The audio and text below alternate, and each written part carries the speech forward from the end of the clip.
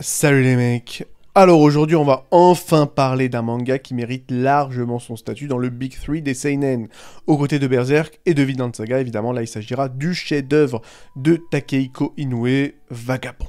Évidemment. C'est un manga, c'est un seinen évidemment, qui nous plonge dans la vie fascinante de Miyamoto Musashi, l'un des plus grands samouraïs, si ce n'est le plus grand samouraï de l'histoire en fait, tout simplement.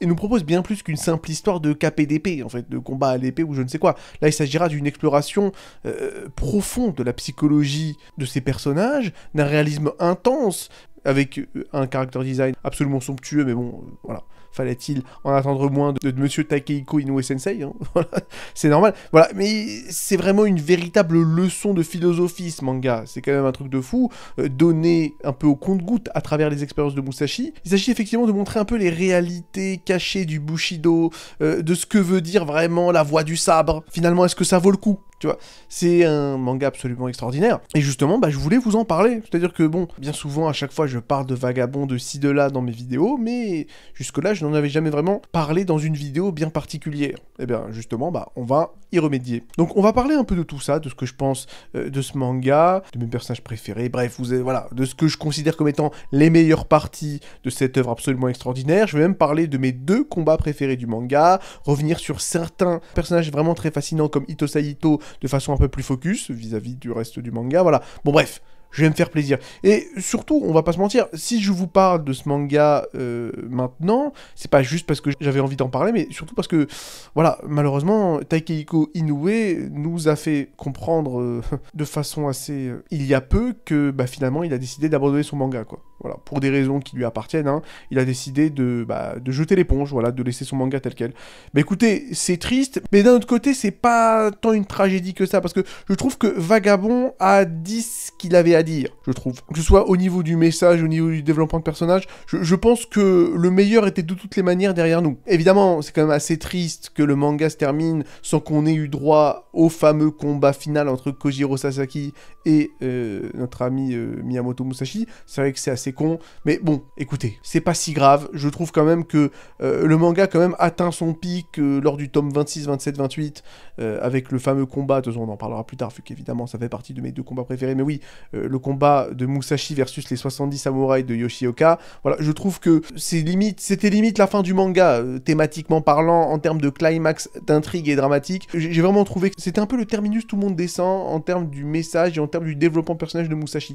C'est là où on se rend compte que finalement, toutes ces années d'entraînement, et pourquoi finalement ? Voilà, la voie du sabre, qu'est-ce que ça apporte, hein ? Voilà. À la fin, on se dit oui, nanani, la voie du sabre, la philosophie, tout ça. Finalement, de toute façon, on en parle un peu plus tard dans la vidéo, mais le sabre n'est jamais qu'un outil. Et tu tues des gens, en fait, c'est tout ce qui se passe. Enfin bref, on en reparlera un peu plus tard, donc voilà. Alors sans plus attendre, c'est parti pour plonger dans l'univers extraordinaire de Vagabond. Ah oui, avant de continuer, je tiens quand même à vous rappeler que vous pouvez toujours vous abonner, vous pouvez toujours liker cette vidéo si elle vous plaît jusque-là, vous pouvez également encourager la chaîne financièrement si vous pouvez vous le permettre, hein, que ce soit par un don, en vous abonnant à mon Patreon, ou alors en achetant mon PDF, hein, effectivement, si vous voulez vous jeter dans l'aventure YouTube. Voilà, donc ça fait toujours plaisir. Donc voilà, j'ai vraiment besoin de vous, ça c'est une évidence. Et en attendant, revenons à nos moutons. Alors déjà, le premier truc qui est vraiment sympa dans Vagabond, c'est déjà Miyamoto Musashi lui-même, quand même. Là, il s'agit effectivement du protagoniste de ce manga, qui est donc l'un des épéistes, l'un des samouraïs les plus légendaires de l'histoire du Japon. On parle d'un type qui, à 13 ans, et attention, là, c'est historique, hein, le gars, il remporte son premier duel contre un samouraï entraîné, et je crois même qu'il le tue à coups de pancarte. C'est quand même un truc de fou. On parle d'un mec, voilà, qui a choisi l'option violence tous les matins en se réveillant depuis qu'il est tout petit. C'est vraiment un truc de fou. Cependant, et attention, le manga commence lorsque Musashi est dans la vingtaine, avec des compétences déjà beaucoup plus affinées. D'autant plus que Musashi, le personnage historique, est quand même littéralement le mec qui a écrit le traité des 5 anneaux. Le manuel de l'art du sabre japonais par excellence. Il a combattu dans certaines des batailles les plus importantes de l'histoire japonaise, hein. Bon, c'est Kigahara pour ne pas la nommer, et est resté invaincu en combat singulier. Il me semble qu'il a gagné plus de 60 duels, enfin c'est un truc de fou quoi. On parle d'un type absolument incroyable, et dans le manga je trouve qu'il est représenté d'une fort belle manière. Il est un personnage à la figure complexe, à la fois physiquement impressionnant, mais aussi émotionnellement un peu fragile, un peu maladroit. D'ailleurs, c'est une belle phrase que lui dira l'un de ses mentors, si ce n'est son mentor principal, c'est-à-dire le moine Takuan, hein, lui disant qu'il est très fort, mais finalement... il est très fort, mais il est aussi très fragile, dans le sens où physiquement c'est une bête, mais dans sa tête, le mec, voilà, il est extraordinairement, en tout cas au début, fragile et a beaucoup comment dire, de choses à se prouver, un ego surdimensionné. Bref, on sent dès le début que le personnage a quand même du potentiel, mais qu'il a quand même un long chemin à parcourir avant de devenir le Musashi qu'on connaît, historiquement parlant. Et le manga rend totalement justice au personnage, il est extraordinaire. Voilà quoi. Il commence un peu comme un espèce de sale gamin capricieux, mais quand même avec une puissance absolument extraordinaire et une capacité à tuer qui il veut, voilà. Et petit à petit, on le voit, voilà, à travers les expériences, acquérir de plus en plus de sagesse et la véritable maîtrise de la voie du sabre, voilà. Mais encore une fois, à la fin, la voie du sabre, pourquoi ? C'est ça qui est excellent, et c'est pour ça qu'à la fin, bon bref, je spoil pas, mais bon, le fait qu'ils mettent le sabre de côté, j'ai trouvé que c'était pas mal. Et à la fin, limite, on arrive au même délire que, que dans Vinland Saga, quoi. J'ai pas d'ennemis, à la fin. Bref. Au-delà de ça, ce qui est vraiment excellent dans Vagabond, c'est... la manière dont les scènes d'action et les combats sont magnifiquement mises en scène. Vagabond excelle dans ce domaine en représentant de façon viscérale les affrontements au sabre, où chaque mouvement peut être fatal, mais bon, voilà, j'ai envie de dire, Takehiko Inoue est un dingue, c'est un fou, je veux dire, chaque planche c'est une œuvre d'art, c'est un truc de fou, tu peux afficher ça dans son salon, c'est un truc de fou. Voilà, des sabres dégoulinants de sang qui s'entrechoquent, tandis que les samouraïs meurtriers ensanglantés continuent à se battre, poussés par leur détermination. Je sais pas, je trouve que la violence dans Vagabond est vraiment dégueulasse. Je trouve que quand un mec se fait dépioter et que tu vois ses entrailles se répandre sur le sol, je trouve que c'est pas du tout de la violence tarantinesque, entre guillemets. C'est pas de la violence jouissive, c'est de la violence où tu te dis, franchement, la voix du sabre, je sais pas. Finalement, quoi. Il y a vraiment, quand même, cette capacité à capturer l'intensité des moments entre les combattants. Je trouve que c'est magnifique. Tu vois, par exemple, parfois, il y a des adversaires qui se jauge du regard, le souffle court, prêt à frapper à nouveau. C'est magnifique. Je vais vous parler d'une séquence très concrète, mais lors du deuxième combat, j'imagine, entre Seijuro Yoshioka et Musashi, lorsqu'il revient pour livrer son duel face à Denshiro Yoshioka, c'est-à-dire au milieu de la nuit, quand finalement Seijuro décide d'aller tuer un peu en tum-tum Musashi, parce qu'il sent que Musashi est devenu super fort, et qu'il tuera Denshiro si jamais vraiment qu'ils vont au bout de leur duel, donc il décide de tuer Musashi un peu en mode salopard, voilà. Donc finalement, ils combattent, et il y a un moment donné, juste avant la fin, où tu vois Musashi, mais le mec, il est absorbé par Seijuro Yoshioka. Le gars, il a les bras ballants, et il bave même. Il bave le mec. Et tu sens mais une tension dans cette scène. Tu sens que Musashi, le gars, tous ses muscles sont tendus à s'en rompre. Et tu sens que il attend juste un mouvement de Yoshioka pour pouvoir contrer, et c'est exactement ce qu'il fait. Bon bah voilà, spoiler, Musashi tranchant de Seijuro Yoshioka en mode guts. Voilà, le mec, c'est plus Musashi, c'est guts. Mais voilà, c'était un moment qui m'avait marqué. Voilà. Alors que pourtant, bon, bah, c'est même pas animé, je veux dire, c'est juste une planche. Mais juste voir Musashi comme ça, un peu courbé, avec la bouche à moitié entrouverte, avec la bave qui sort. Tu sens que le mec, c'est une bête, quoi. C'est le gars, il est là. Enfin bref, écoutez, je sais pas comment expliquer ça, mais je trouve ça absolument magnifique, quoi. Les combats sont extraordinaires, voilà. Autre chose aussi, des conneries hein, bien sûr, mais lors du combat de Musashi contre les 70 sabres de Yoshioka, donc il est tout seul versus 70 samouraïs, c'est quand même un truc de ouf, bon voilà, il y a pas mal de planches où tu vois Musashi juste respirer. Voilà, c'est con hein, mais juste tu le vois respirer, tu le vois avec les joues gonflées, tu vois comment dire, de l'oxygène, tu vois de la buée qui sort de sa bouche. J'ai toujours trouvé ces planches vraiment captivantes, magnifiques. Je sais pas, tu sens le guerrier dans ces planches, beaucoup plus que les planches où tu vois Musashi en train de découper les entrailles de ces mecs-là. Je trouve que là, il est beaucoup plus impressionnant lorsqu'il respire, dans le sens où tu sens que c'est le guerrier qui essaie de réguler sa respiration, le gars, il sent que bon... Ils sont quand même 70 autour de lui, il doit gérer sa respiration. Il n'y a rien qui est dit, hein, mais juste tu vois la planche, c'est magnifiquement fait. Enfin, je veux dire, bon, voilà. Inoue, quoi. Monsieur Inoue. C'est dommage qu'il arrête son manga, mais qu'est-ce que tu veux que je te dise voilà, quoi. Bon, je peux comprendre qu'il en ait marre. Je peux comprendre qu'il en ait marre.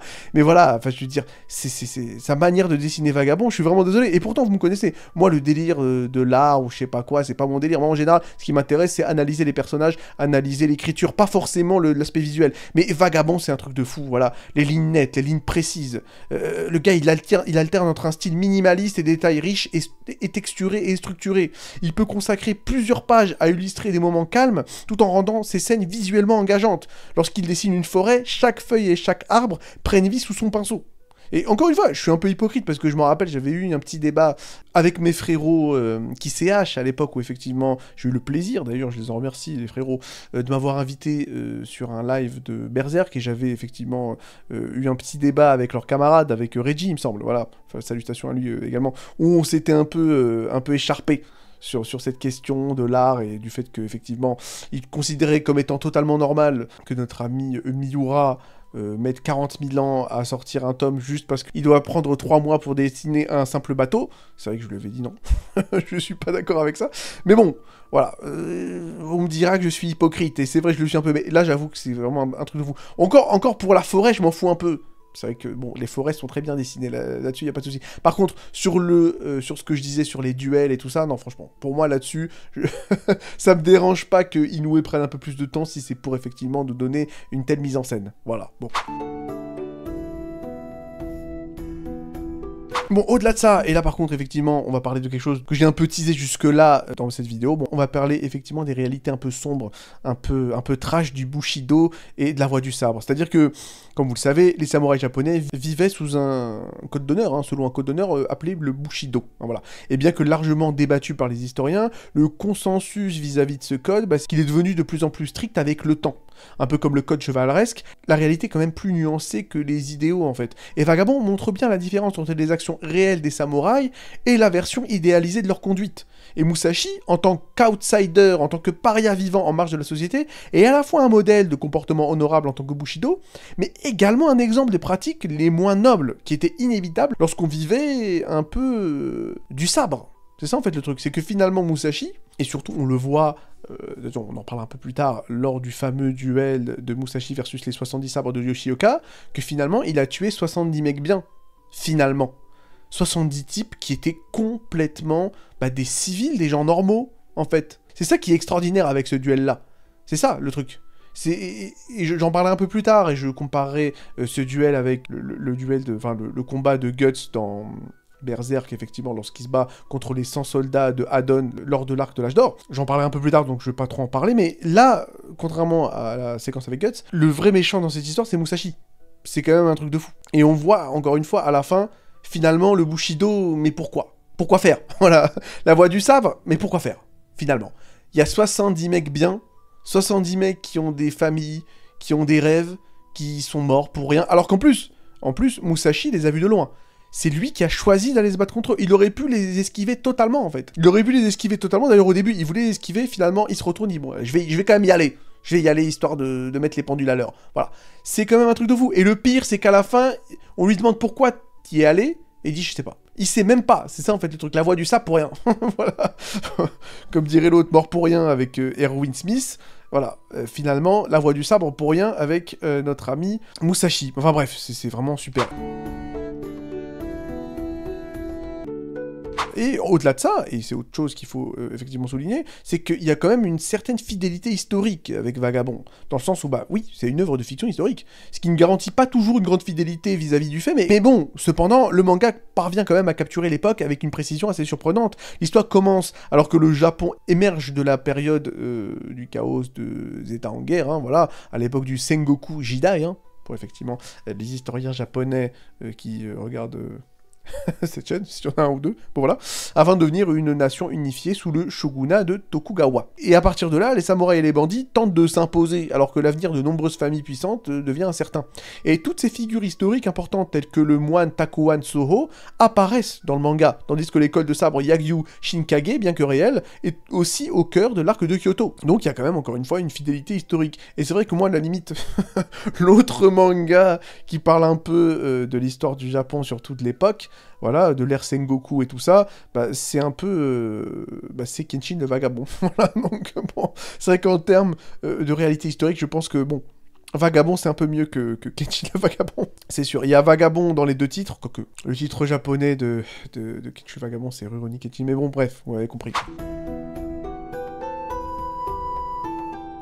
Et au-delà de ça, Vagabond, ce qui fait que c'est un truc de fou, il y a quand même ce délire dramatique, mais quand même ancré dans un concret, quand même. Tout en restant captivant. C'est-à-dire que, contrairement aux histoires, au seinen ou même au shonen, où les héros abattent des démons ou lancent des boules de feu, bah, il y a une intensité émotionnelle réaliste dans Vagabond qui repose sur des conflits humains réels et tangibles. Ce qui le rend d'autant plus accessible et poignant. C'est-à-dire que, comment dire, Vagabond, et j'ai envie de dire que c'est quelque chose qu'il a en commun avec Berserk, limite c'est plus un shoujo qu'un seinen, dans le sens où Vagabond s'intéresse beaucoup plus aux relations interpersonnelles plutôt qu'aux combats ou quoi que ce soit d'autre.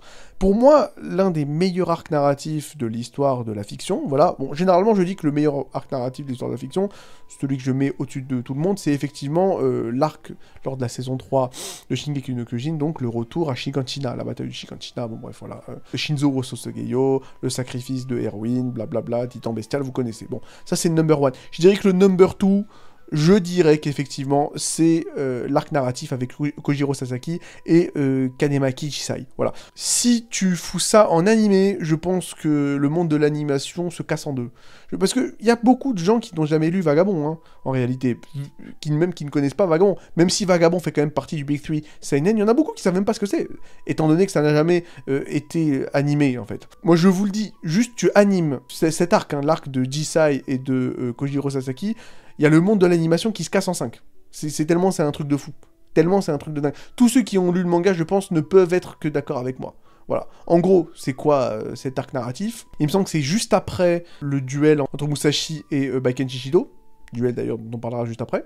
Voilà. Et donc là, on se sépare totalement de Musashi, on arrête de parler de lui pendant plusieurs tomes, et on parle effectivement du rival historique de Musashi Miyamoto en la personne de Kojiro Sasaki. Et là, en fait, on s'intéresse effectivement à un espèce de vieux samouraï qui n'a plus rien pour lui, en fait. C'est-à-dire qu'il a passé sa vie, encore une fois, et là c'est un peu le thème du manga, à poursuivre la voie du sabre, à essayer de devenir le mec le plus fort de l'histoire, bref, le mec, le samouraï absolu, et chercher un peu qui il est à travers la voie du sabre. Et finalement, le pauvre Kanemaki Jisai se rend compte que maintenant il est vieux, il est plus aussi fort qu'avant, et il vient de se faire battre par l'un de ses élèves en la personne d'Itosai Ito. Et il se dit, putain, toutes ces années, la voie du sable, je me suis entraîné, et à la fin, j'ai rien du tout. Personne ne m'aime, j'ai pas de femme, j'ai pas d'enfant, j'ai tout repoussé juste pour me concentrer à fond sur le sabre, et à la fin, bah, je finis ma vie, j'ai rien. Et sur le point de se jeter la tête la première contre des rochers, alors qu'il est, il me semble, en face d'une plage, afin d'en finir,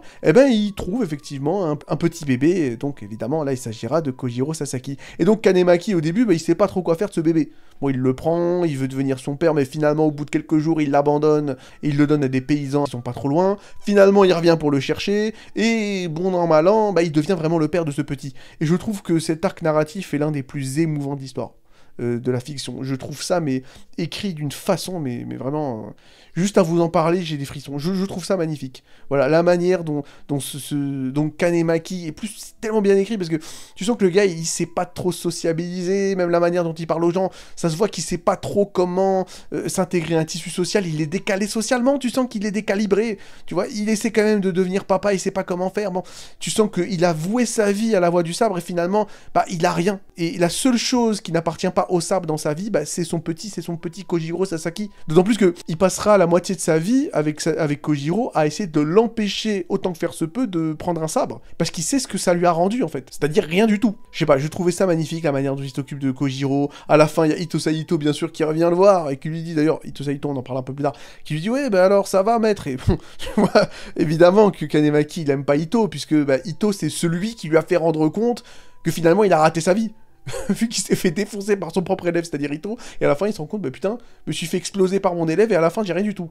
C'est un truc de ouf. Donc évidemment, Ito arrive, et il se rend compte très rapidement bah, que Kojiro Sasaki est sourd. Voilà, d'ailleurs, ça c'est une originalité de Inoue, parce que il me semble que Kojiro Sasaki, le personnage historique, n'était pas sourd. Hein. Voilà, n'était pas sourd. Encore une fois, Inoue le génie a encore frappé, c'est une excellente idée d'avoir rendu Kojiro Sasaki sourd. Bref, c'est une autre histoire. Et encore une fois, là tu vois s'il le fallait encore que Kanemaki est décalibré, quoi. Il a toujours pas compris, après des années à s'être occupé du petit, qu'il est sourd, alors que bon, non seulement Takuan, parce que Takuan aussi, le moine Takuan, rencontre Kojiro assez rapidement, il se rend compte directement qu'il est sourd, et c'est pareil pour notre ami Itosai Ito. En une seconde, ah, il est sourd le petit.